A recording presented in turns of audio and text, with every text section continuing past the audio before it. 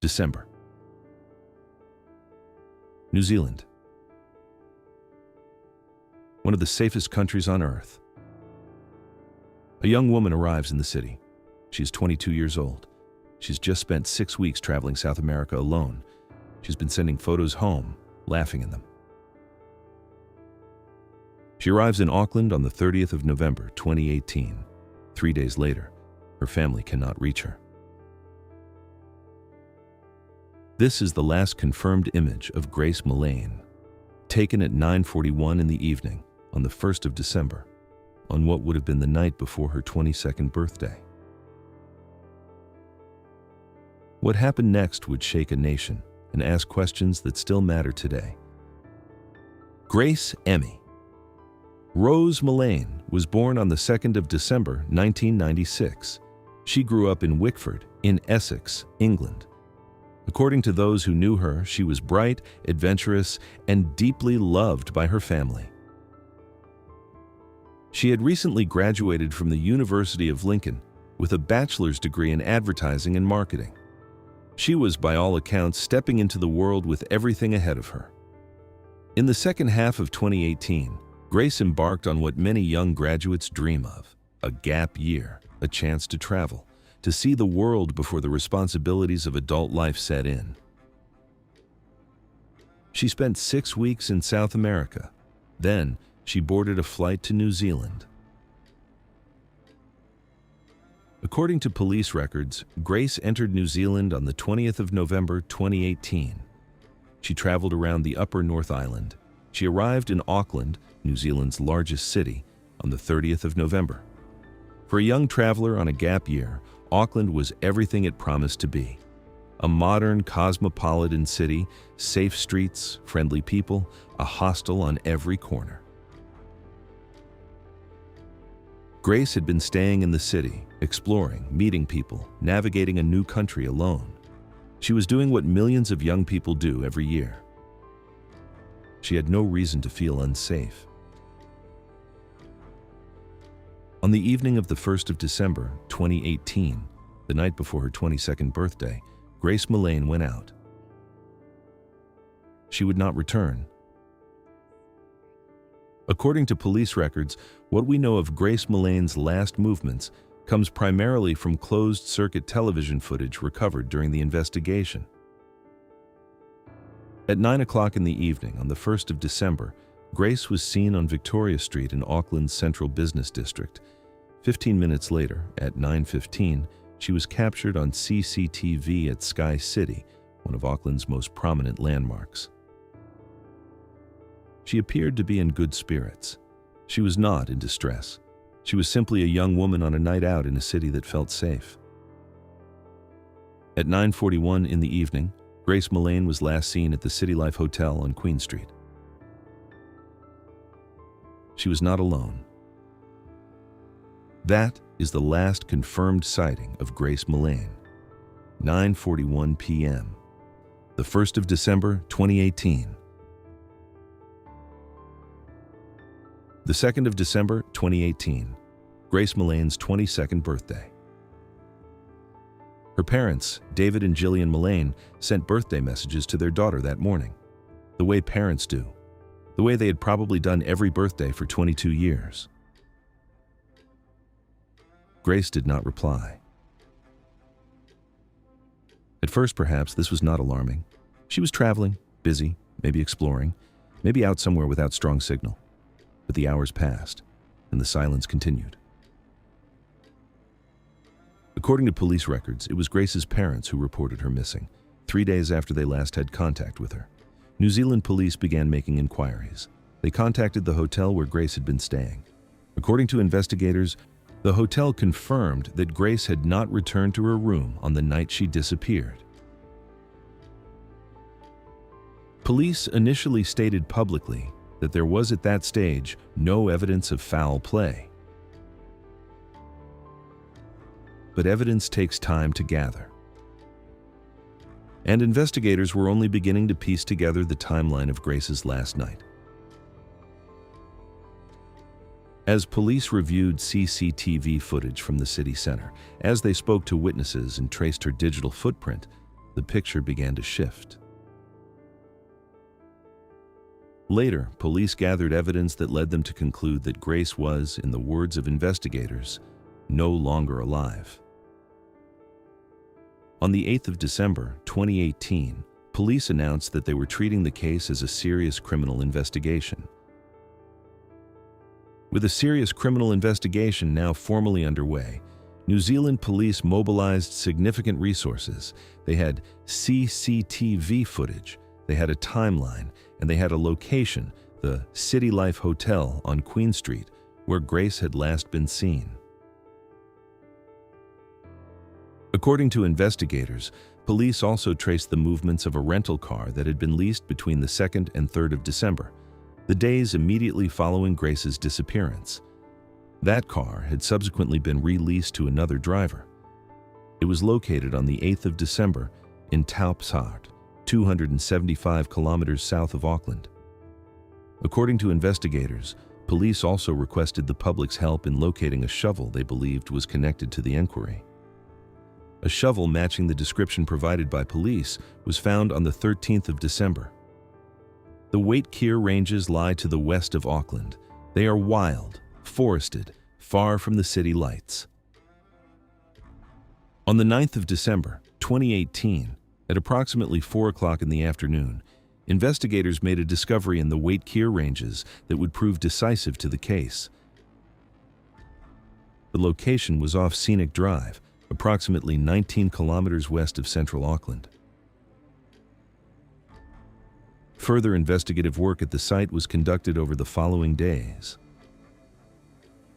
The investigation now had what it needed to move forward, and it needed an answer.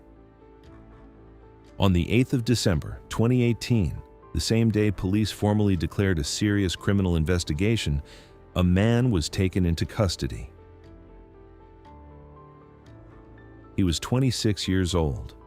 According to police records, he had been staying at the City Life Hotel in central Auckland, the same hotel where Grace Millane had last been seen. He was taken into custody at 3 o'clock in the afternoon. On the 10th of December, 2018, the man appeared in Auckland District Court. He was charged with the murder of Grace Millane. According to New Zealand court records, his identity was initially subject to a suppression order, meaning it could not be legally published within New Zealand. That suppression order would remain in place for approximately 2 years until it was formally lifted. His name, now a matter of public record following a New Zealand Supreme Court decision in December 2020, was Jesse Shane Kempson. According to court records, Kempson grew up in the Wellington region. After his parents separated when he was 9 years old, he was raised by his father and grandfather. He had worked as a bartender and as a builder and laborer. He had also lived in Sydney, Australia between 2013 and 2016. According to court records, his previous criminal history was limited, a conviction for drunk driving and a small number of arrests for alcohol-related behavior. According to court records, Kempson had pleaded not guilty. The matter would go to trial. The trial of Jesse Shane Kempson began on the 4th of November 2019 with the selection of a jury. It was held at the Auckland High Court. Proceedings were expected to last 5 weeks. In the end, the trial lasted 3.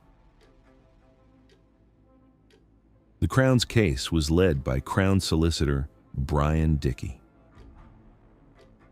According to the prosecution, Grace Millane and Kempson had arranged to meet through the dating application Tinder.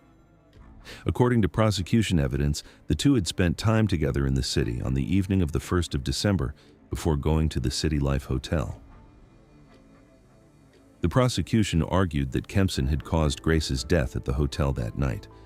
According to Crown evidence presented at trial in the hours that followed, Kempson had conducted internet searches relating to the concealment of evidence. Crown Solicitor Dickey stated, according to court records, that Kempson had calmly and callously handled the aftermath and attempted to conceal evidence. He was alleged to have leased a rental car between the 2nd and 3rd of December, which was used in connection with those attempts. The prosecution also presented footage of Kempson renting a carpet cleaning machine at a Countdown supermarket on Key Street. According to the Crown, Kempson had then constructed what the prosecution described as a labyrinth of storytelling and lies to cover his tracks. Crown expert witness, forensic pathologist Simon Stables, testified that a post-mortem examination had found injuries consistent with a serious physical incident, according to forensic evidence. The prosecution also presented testimony from 3 female witnesses who had met Kempson through the same dating platform. According to court records, these witnesses testified that Kempson had expressed interest in forms of dangerous physical contact. According to forensic evidence presented at trial, Grace Millane's post-mortem blood alcohol level was measured at 106 milligrams of alcohol per 100 milliliters of blood, above the legal driving limit of 50 milligrams per 100 milliliters. Kempson's defense team was led by Ian Brookie. The defense did not dispute that Grace Millane had died at the hotel. Instead, the defense advanced a fundamentally different account of how she came to lose her life. According to court records, the defense argued that Grace's death was the result of a consensual encounter that went wrong, what the defense termed a misadventure. The defense alleged that Grace had expressed an interest in certain forms of physical contact, and that what occurred that night was not a violent act, but an accident. The defense's expert witness, pathologist Fintan Garavan, contested the Crown's autopsy findings.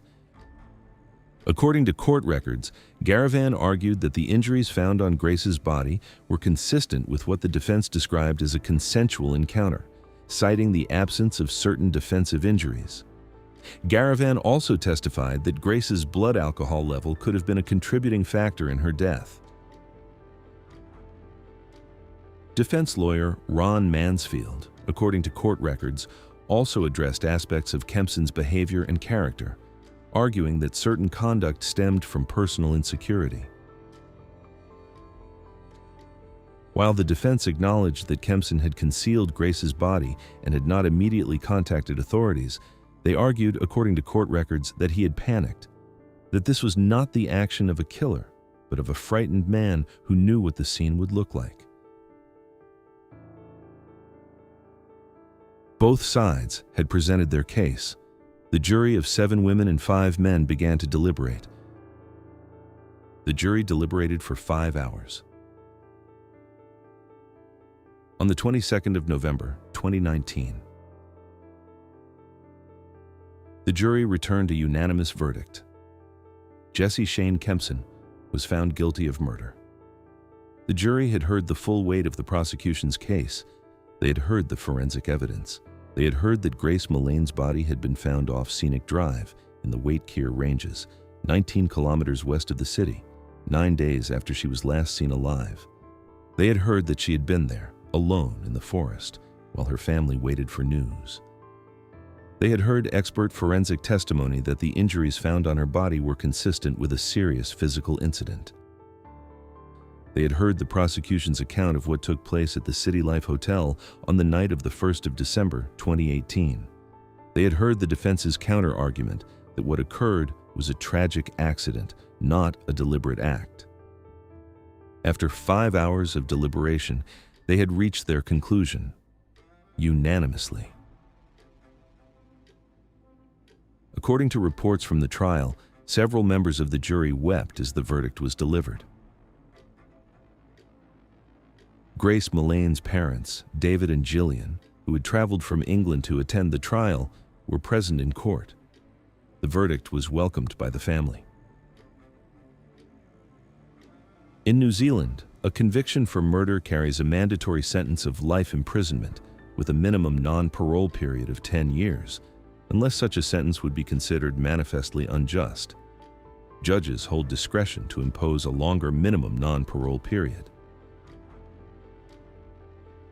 On the 21st of February, 2020, Jesse Shane Kempson was sentenced to life imprisonment with a minimum non-parole period of 17 years. Kempson's conviction was not the end of the legal proceedings. In March 2020, it was reported that Kempson would appeal his conviction and sentence to New Zealand's Court of Appeal. The appeal hearing began in Auckland on the 6th of August 2020. On the 18th of December 2020, the Court of Appeal dismissed the appeal. On the 29th of June 2021, the Supreme Court of New Zealand dismissed Kempson's application for leave to appeal the verdict. According to court records, this exhausted his legal avenues to overturn his conviction. Also, in 2020, it was disclosed that Jesse Shane Kempson had been convicted in separate proceedings of 9 charges. Throughout the trial period, Kempson's identity had been the subject of a legal suppression order within New Zealand. According to court records, the suppression was intended to protect his right to a fair trial. However, some international media outlets, particularly in the United Kingdom, chose to publish his name in contravention of the New Zealand court order.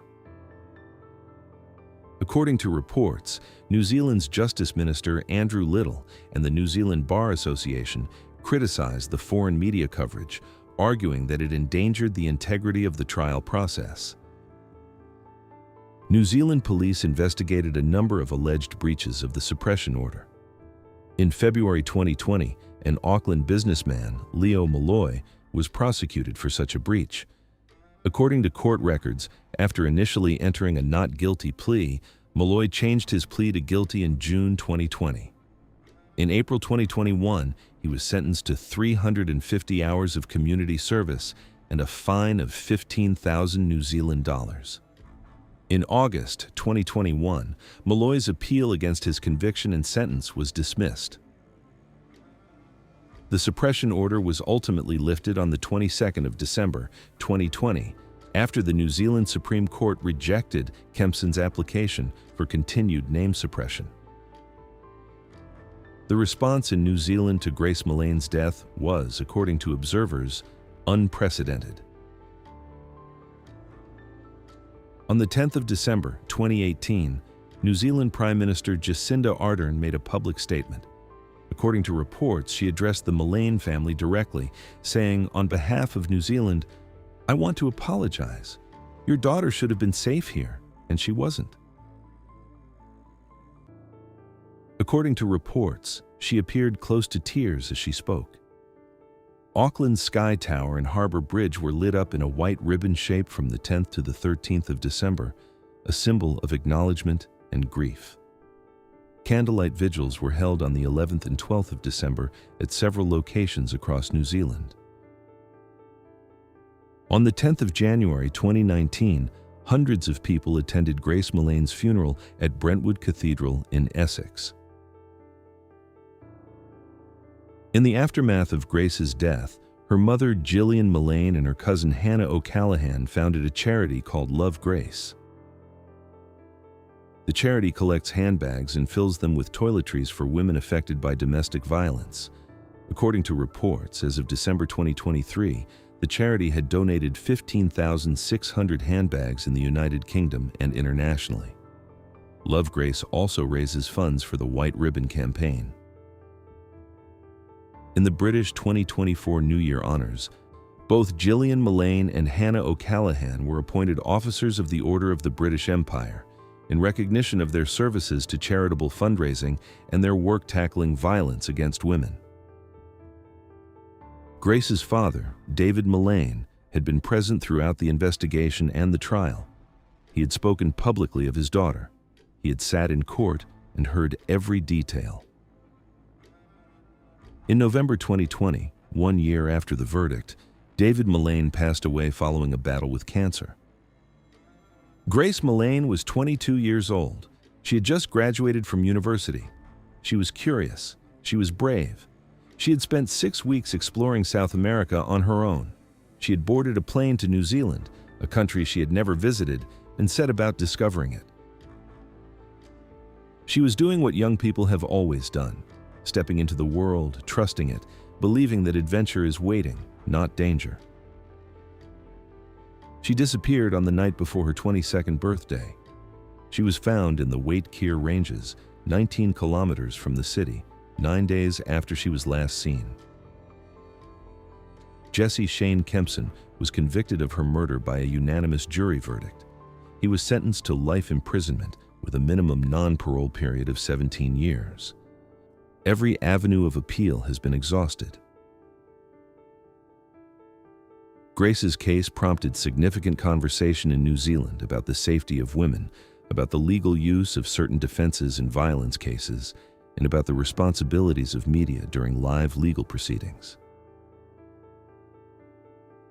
Her case was the subject of an award-winning book, New Zealand journalist Steve Bronius's 2021 publication Missing Persons. In December 2022, TVNZ released a 2-part documentary series, Swipe, Match Murder, The Disappearance of Grace Millane. Grace Millane arrived in Auckland as a traveler, a daughter, a graduate, a person full of plans. The city should have been another chapter. Instead, it became the end. Her mother and cousin took that grief, and they built something from it. 15,000 handbags, 15,000 women reached, and counting. Her name is Grace. That is how she should be remembered.